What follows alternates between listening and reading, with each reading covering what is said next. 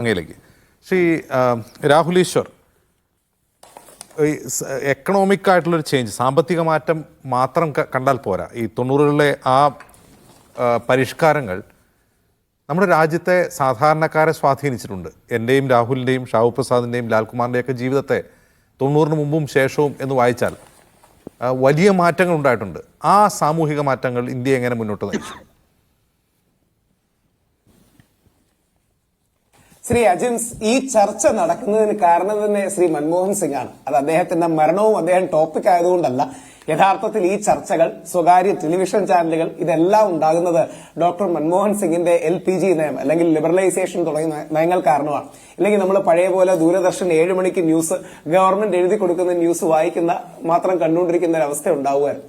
നമ്മുടെ ഈ വിവര സാങ്കേതിക വിദ്യയുടെ എക്സ്പ്ലോഷൻ ഉണ്ടായതും ന്യൂസ് റെവല്യൂഷൻ ഉണ്ടായതും അജിൻസ് അവിടെ ഇരിക്കുന്നത് തന്നെ കാരണം, അല്ലെങ്കിൽ ഞാൻ ഇവിടെ ഇരിക്കുന്നതിന് കാരണം, ഷാബു സാർ അവിടെ ഇരിക്കുന്നതും അല്ലെങ്കിൽ ലിസ്നാത്യുവും ലാലും ഒക്കെ ഇരിക്കുന്നതിന്റെ കാരണം തന്നെ മൻമോഹൻ സിംഗ് ആണ്. ആ അർത്ഥത്തിൽ നമ്മുടെ ഇന്ത്യൻ മിഡിൽ ക്ലാസിനെ അടിസ്ഥാനപരമായി മാറ്റിയത് അദ്ദേഹമാണ്.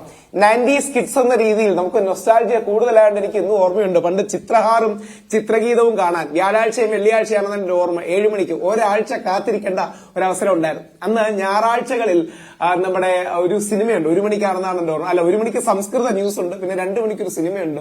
ഇതൊക്കെ കാണാൻ ഒരാഴ്ച കാത്തിരിക്കുന്ന അവസ്ഥയിൽ നിന്ന് ഇത്രയും സുലഭമായി എന്റർടൈൻമെന്റ് അടക്കമുള്ള കാര്യങ്ങൾ വരാൻ കാരണം അദ്ദേഹത്തിന്റെ ലിബറലൈസേഷൻ തുടങ്ങിയ പോളിസീസാണ്. അപ്പം വലിയൊരു മാറ്റം ഉണ്ടായിട്ടുണ്ട്. ഇന്ന് ശ്രീ ചിദംബരം വളരെ ശരിയായി സൂചിപ്പിച്ചതുപോലെ ഇന്ത്യൻ മിഡിൽ ക്ലാസിന്റെ ഒരു ഫാദർ, അല്ലെങ്കിൽ ഇന്ത്യൻ മിഡിൽ ക്ലാസ് എന്ന് പറയുന്നത് ഇന്ന് നമ്മൾ കാണുന്ന മിഡിൽ ക്ലാസ് ശ്രീ മൻമോഹൻ സിംഗിന്റെ പോളിസീസിന്റെ ഒരു പ്രൊഡക്റ്റാണ്. കണക്ക് വെച്ച് പറയുകയാണെങ്കിൽ 2004-2005 37% നമുക്ക് പോവർട്ടി ലൈൻ ഉണ്ടായിരുന്നത് 2011-12 കാലഘട്ടത്തിൽ 22% അത് കുറയുകയുണ്ടായി.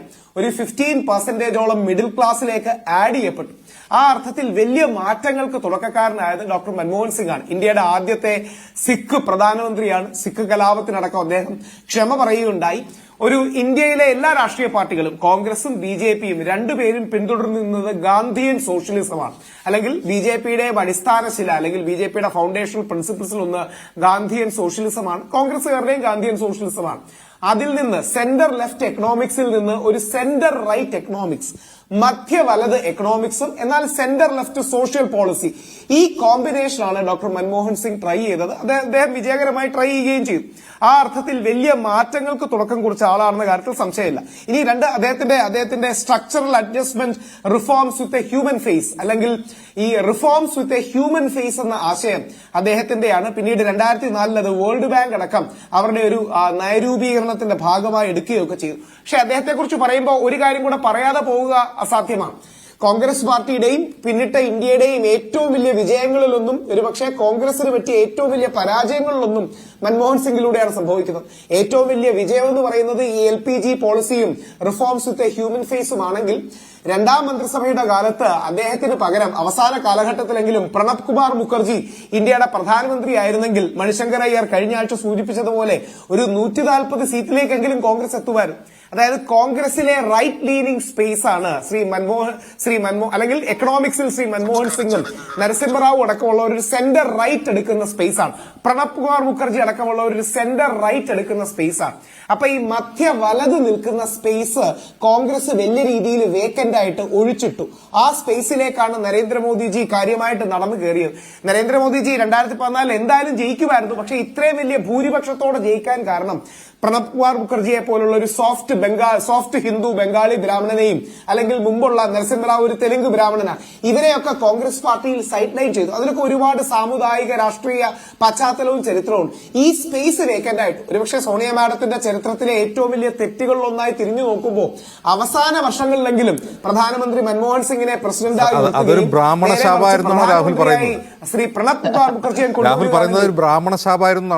അല്ല, ഇതൊരു സോഫ്റ്റ് ഹിന്ദു സ്പേസിന്റെ അങ്ങനല്ല, ഇതൊരു സോഫ്റ്റ് ഹിന്ദു സ്പേസ് ആണ്. അത് പറയുന്നതിനൊരു പ്രത്യേകതയുണ്ട്.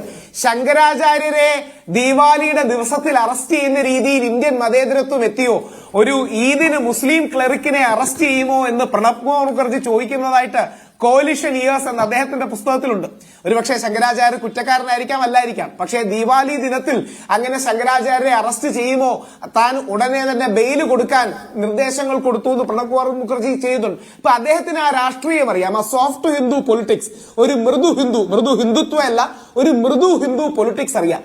അത് പ്രണബ് കുമാർ മുഖർജിക്ക് നന്നായിട്ട് അറിയാമെന്ന് ബാക്കി ആരെക്കാളും നന്നായിട്ട് മോദിജിക്ക് അറിയാം. അതുകൊണ്ടാണ് മോദിജി പ്രണബ് കുമാർ മുഖർജി ജീവിച്ചിരുന്ന കാലത്തോളം അദ്ദേഹത്തിന്റെ കാലി എന്ന് തൊടുകയും അദ്ദേഹത്തിന് ഐസ്ക്രീം എടുത്തു കൊടുക്കുകയും അദ്ദേഹത്തോട് ഏറ്റവും നല്ല ബന്ധം BJP-യിലെ പലരും സ്ഥാപിച്ചത് ആ കോൺഗ്രസിലെ സോഫ്റ്റ് ഹിന്ദു സ്പേസ് ആണ് പ്രണബ് കുമാർ മുഖർജി, അല്ലെങ്കിൽ കോൺഗ്രസിലെ സോഫ്റ്റ് ഹിന്ദു ലീനിങ് സ്പേസ് ആണ് ശ്രീ നമ്മുടെ നരസിംഹറാവു അടക്കമുള്ളവർ. അപ്പൊ ആ സ്പേസിനെ വേക്കന്റ് ആയിട്ട് ആണ് കോൺഗ്രസ് ചെയ്ത തെറ്റ്, അല്ലെങ്കിൽ സോണിയ മാഡത്തിന്റെ നയപരമായി എടുത്ത തെറ്റുകളിലൊന്നും. അപ്പോൾ അത്തരം കാര്യങ്ങളിൽ രാഷ്ട്രീയപരമായ പരാജയമാണെങ്കിലും എക്കണോമിക്സ് എന്ന രീതിയിൽ വലിയ വിജയം തന്നെയാണെന്ന കാര്യത്തിൽ ആർക്കും സംശയം ഉണ്ടാവില്ല. നേരത്തെ ശ്രീ ലാൽ സൂചിപ്പിച്ച പോലെ ബരാക് ഒബാമയടക്കം ലോക നേതാക്കൾ മൻമോഹൻ സിംഗ് സംസാരിക്കുമ്പോൾ വളരെ ആദരവോടെ ശ്രദ്ധിക്കുന്നു തുടങ്ങിയ ഒരുപാട് കാര്യങ്ങൾ സൂചിപ്പിച്ചിട്ടുണ്ട്. അതുകൊണ്ട് മൻമോഹൻ സിംഗ് എന്ന എക്കണോമിസ്റ്റ് വേറെ, മൻമോഹൻ സിംഗ് എന്ന പൊളിറ്റീഷ്യൻ വേറെ.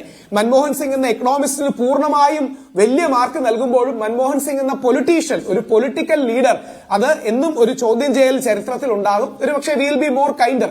ഒരു വരി കൂടെ പറഞ്ഞ് അവസാനിപ്പിക്കാം. മൻമോഹൻ സിംഗിന്റെ നയങ്ങൾ കൊണ്ട് നിർമ്മിച്ച മിഡിൽ ക്ലാസ് തന്നെയാണ് 2014 അഗ്രസീവായി ശ്രീ മൻമോഹൻ സിംഗിനെതിരെ വോട്ട് ചെയ്യുകയും നരേന്ദ്രമോദിയുടെ വിജയത്തിന് കാരണമായത്.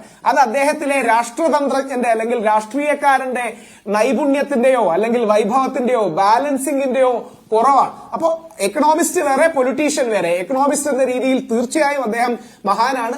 പൊളിറ്റിക്കൽ ലീഡർ എന്ന നിലയിൽ കുറെ കൂടെ മെയ്വഴക്കവും രാഷ്ട്രതന്ത്രജ്ഞതയും അദ്ദേഹത്തിന് കാണിക്കാവുന്നതായിരിക്കും ചരിത്രം അദ്ദേഹത്തെ വിലയിരുത്തുക.